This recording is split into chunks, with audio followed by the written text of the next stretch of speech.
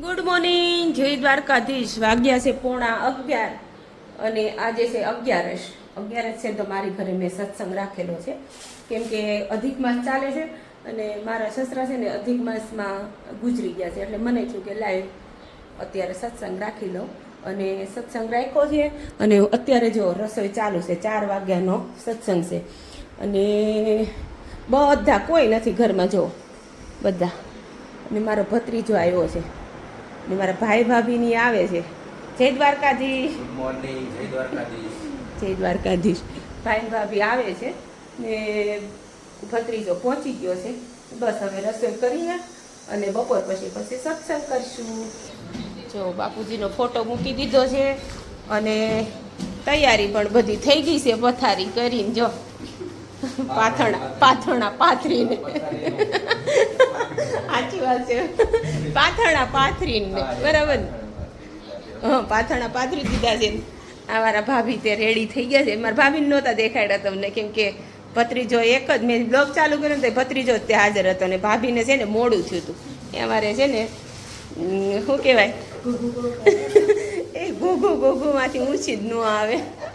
અને અમારી ફ્રેન્ડ જો મેચિંગ અમારી બેયને જો મેચિંગ કરી નાખ્યું. અઠે ગઠે થઈ ગયું. આમ નક્કી નહોતું કર્યું. અને અત્યારે વાગ્યા છે 3:30 ને આવવાના છે બધા 4 વાગે. ચાલો તો ત્યારે મળીએ.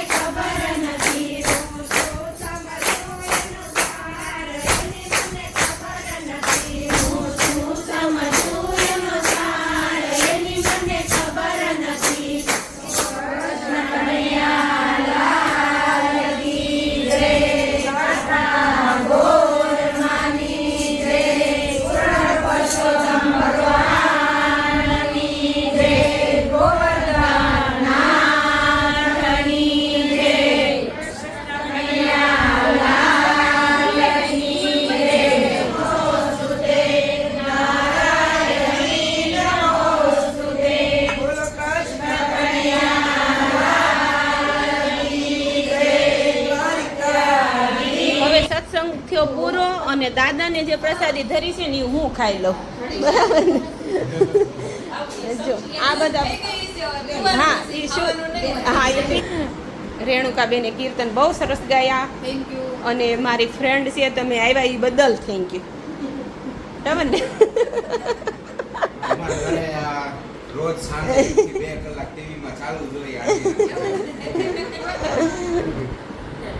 જો બહુ મજા આવી સત્સંગમાં